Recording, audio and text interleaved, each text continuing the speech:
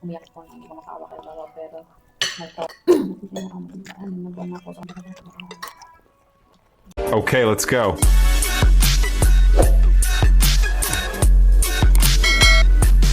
Nagsama ko sa sahig ng sakit ng puso at wala ka ako dahil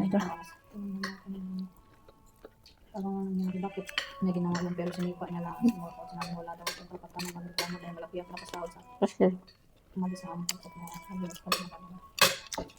Ang amo kong babae na ipunta ko daw ang sa amo kong lalaki, hindi ko naintindihan ang tuntukan ng mga lalaki, pero base sa mga kita ko sa loob nitong ko ito sa baril ng bigla sinabi ni Baba sa akin na tumayo lang daw ako sa gilid, tinutong daw sa akin ng dahil at hawak niya at doon. Umiyak ako na hindi ko makaawa kay Baba, pero nagtawanan man silang lahat doon sa ako pinagos ni Baba. Nangihina na tulog.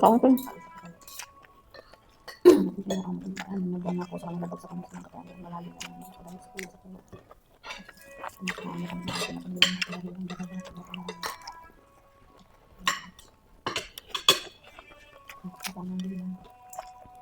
Gabi ko nito sila sa kasalan ang hinahanap sa akin na pintas na nakakalaga raw yun ang yun. Sinabi ko dito lang daw wala naman ako nakita o napulot sa loob ng bahay, pero pinagpilitan lang nawala ang isang para sa bunot at bakang mga sa akin ang bigla. Amo ko lalaki, hinahukawat na na bagay din lang natak ng amo ko. Babaeng kamay ko sa kanya, pinarap sa amo ko lalaki. Tinanong nila ko, walang beses kung ginawa ko, hindi ang pangkas. Patuloy sumagot ko, hindi yun. Isang daliri ang pinuputol niya sa akin. Nakaanim na siya ng puto sa akin na sinabi ko ng oo, kahit hindi dahil sobrang sakit na ng daliri ko.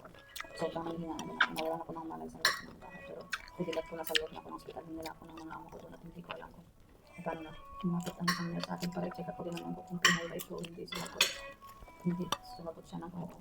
Tinanong ko kung pinay ba ito o hindi, sumagot siya ng oo, at doon ay napaiyak ako dahil alam ko kung saan ako simula ng gusto sa kanya. Tingin ako sa paligid dahil kapanando ng mga amo ko ng parang wala. Hindi na kami natin sa nurse. Hinigay ang dalas ng amo ko sa puno na dumating ang amo kong babae at sinabi sa nurse na iuwi na raw ako para doon ako sa bahay ng kaya. Tahimik lang kami ng nurse na parang walang pinag-usapan, hindi rin ako pinapansin ng nurse.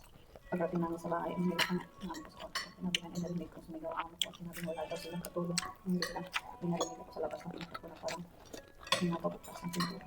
Naglit ang pinira ito na mga matagal makataas doon. Nakita nila ako sa loob siya. Tumakbo ang sa kanila at binuhat ako dahil okay nakakaanhilok. Nanggalit ako sa dati kong amay. Nakulong sila at pinag-mustasa ang dami sila. Sige na, sa ngayon may nilip na ako sa Pilas. Napinipilit ko mga sa itong balang sa mga sangkos. Siguro na, kada kita nga ng mga bagay nga, ano, na ginatrauma. Ang pubiyan. Ako. Ang laki, nakakaiyak. Kasi ma'am, may diferensya sa ulo. Amo. Ang mga salbahe na, ano.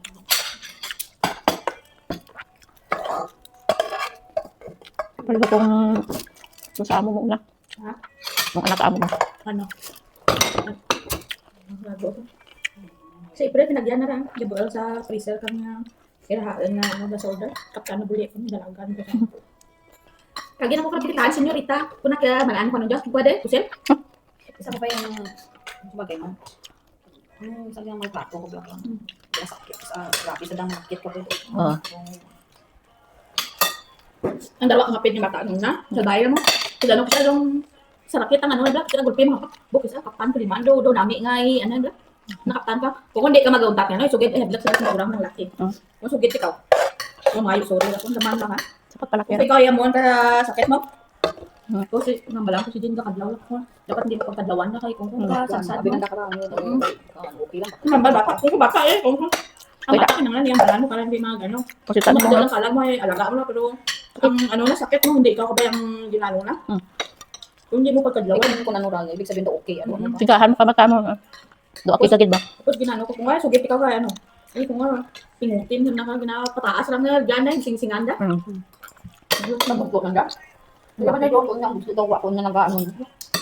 Sabi ko na pag makita ng gusto ko lalaki dalagan mo sa pangin kita. Dos message na natin. Yung black ko lang yung nakapanta tayo sa dito. Dapat nung ko na nutong kakatabo sa balay na. Pwede depende sa usahan sa magulang. Ba, may dos message sa akin ako nga ang balang tatay ng mga buwang.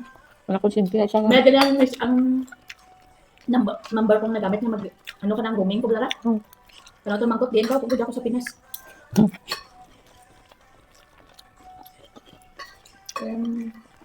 Mahirap na konsentidor ang magulang. Ikaw ang katulong, hindi ka control agam. Pareho kay Mayang.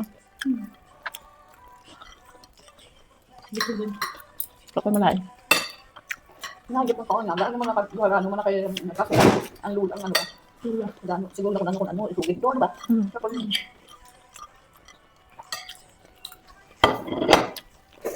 Pagkiki niya bata, ang sama. ito nga, ibang doon, ano mga ano doon, Mga kulang. mga bata lang. Siguro kung kulang, Kaya ako nga kulang. pa, naglabot tigsan ka doon. Ano pa? kulang ang sambal ba? Amo to ni kanong nga. Tubla, bal na kay Lula na. Kunagin sita ko ni ano para sa buso. Hindi hayan to nagligay na nagawais na.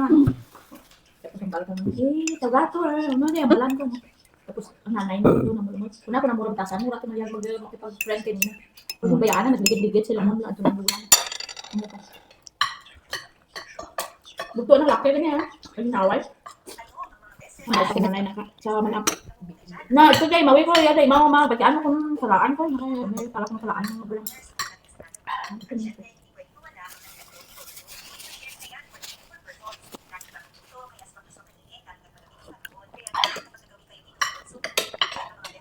Ang dahil sabi ko, hindi ko pinangaw na. Ang pagkain ng ano, ang kasalaman.